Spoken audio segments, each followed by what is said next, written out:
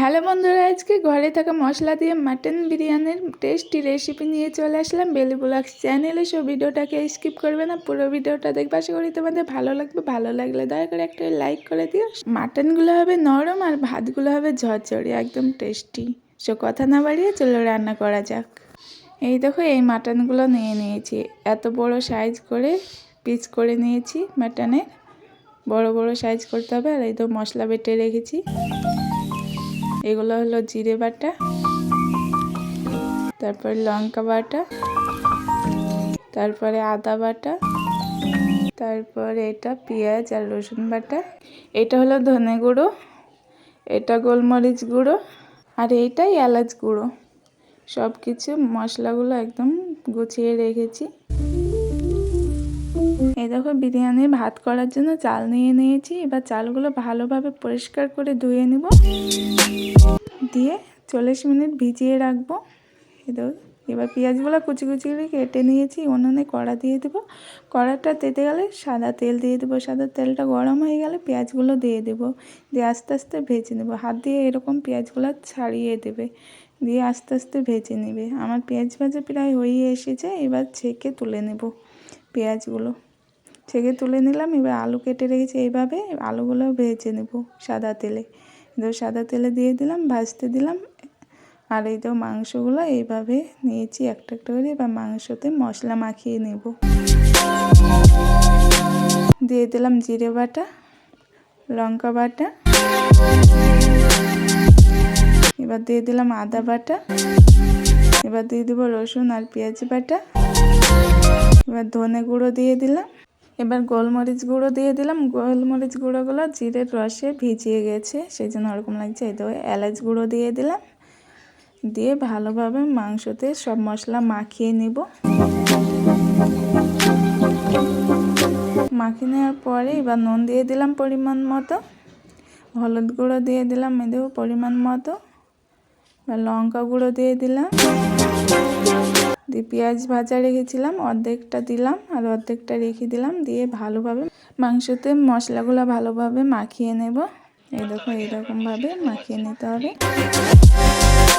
দেখো, আমার ভালোভাবে মশলাগুলো মেখে গেছে। এবার দিয়ে দেবো সেই পেঁয়াজ ভাজার তেল রেখেছিলাম, সেই তেল দিয়ে দিলাম। মাটন কষার জন্য উনুনে কড়া দিয়ে দিলাম। দিয়ে কড়াটা তেতে এলে মাটনগুলো সব দিয়ে দিলাম। মাটনগুলো এবার ভালোভাবে নাড়াচাড়া করে নেব। মাটনগুলো ঢাকা দিয়ে রাখবো, ততক্ষণ আমি দুধের এই মিশ্রণটা করে নিই। এই দেখো, একটা বাটিতে দুধ নিয়ে নিলাম।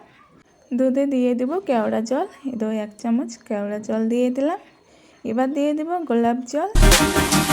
গোলাপ জল দিয়ে দিলাম, দিয়ে এবার নাড়াচাড়া করে মিক্স করে নিলাম। এবার মাটনে আলুগুলো দিয়ে দিলাম, দিয়ে নাড়াচাড়া করে নেব। এবার আরেকটা উনুনে ভাত বসিয়ে দিলাম, বিরিয়ানির ভাত। দিয়ে ওই দেখো, জলে দিয়ে দিলাম সব মশলা, এলাচ, লবঙ্গ, তেজপাতা আর কাঠ মশলা সব কিছু দিয়ে দিলাম। দিয়ে 1 চামচ নুন দিয়ে দিলাম। এই দেখো, পরিমাণ মতো নুন দিয়ে দিলাম। এবার দিয়ে দেব সাদা তেল 1 চামচ, সাদা তেল দিয়ে দিলাম। এটা বিরিয়ানির তেল দিয়ে দিলাম। এই দেখো, দিয়ে এবার ধনে পাতা কুচি দিয়ে দিলাম, দিয়ে চালগুলো সব দিয়ে দিলাম। ততক্ষণ ভাত হোক, আমি মাটনগুলো নাড়াচাড়া করে নিই একটু। দুটো উনুনে হচ্ছে তো। এই দেখো, ভাতগুলো ফুটছে, ভাতও হয়ে গেছে। এবার নামিয়ে নেব। ছেঁকে নিলাম, দেখো ভাতগুলো। মাটন কষা প্রায় হয়ে গেছে। এবার দিয়ে দেবো ধনে পাতা কুচি আর দিয়ে দেবো এলাচ গুঁড়ো। এই দেখো, এলাচ গুঁড়ো দিয়ে দিলাম। দিয়ে এবার মাটনগুলো ভালোভাবে নাড়াচাড়া করে নেওয়ার পরে মাটনগুলো নামিয়ে নেব। দিয়ে একটা হাঁড়িতে মাটন নিয়ে নিলাম। মাটনের উপর ভাতগুলো এইভাবে আস্তে আস্তে ছড়িয়ে দেব। দেখো, ভাতগুলো দিয়ে দিলাম। দিয়ে পেঁয়াজ সেই ভেজে রেখেছিলাম, সেই পেঁয়াজগুলো দিয়ে দিলাম। পেঁয়াজগুলো ভালোভাবে দিয়ে দিলাম। দিয়ে এবার সেই দুধের মিশ্রণটায় কালার দিয়ে দিলাম, হলুদ কালার দিয়ে ভালোভাবে মিশিয়ে নিলাম। এবার ওই দুধের মিশ্রণটা দিয়ে দেবো। এই দেখো, এই ভাতের উপরে এটা সবটুকুনে দিয়ে দেব। দিয়ে ঢাকনা দিয়ে দেব। দিয়ে ময়দা মেখে রেখেছি, সেই ময়দা চারিকোলে দিয়ে দেবো। দিয়ে উনুনে দিয়ে রাখবো। বিরিয়ানি হয়ে যাওয়ার পরে তুলে নিলাম। দেখো, কত সুন্দর কালার আর অনেক সুন্দর সেন্ট। এই দেখো ভাতগুলো দেখো কি দারুণ ঝরঝরে হয়েছে, আর মাংসগুলো তো একদম নরম তুলতুলে হয়েছিল। সো এই রেসিপিটা তোমরা সবাই বাড়িতে ট্রাই করতে পারো। অল্প মশলায় বিরিয়ানি, একদম বিয়ের বাড়ির মতো, আর অনেক সুন্দর সেন্ট এসেছে। দেখো কত সুন্দর ঝরঝরে বিরিয়ানি, দারুণ লাগছে দেখতে, আর খেতেও তো অনেক সুন্দর লাগছিল। সো কার কার বিরিয়ানি খেতে ভালো লাগে কমেন্টে তাড়াতাড়ি জানিয়ে দিও। আর দেখো কত সুন্দর বিরিয়ানি, তোমরা এই রেসিপিটা একবার ট্রাই করো বাড়িতে, খুব খুব ভালো লাগবে। আর তোমরা বিরিয়ানি খেতে ভালোবাসলে তো অনেক ভালো লাগবে।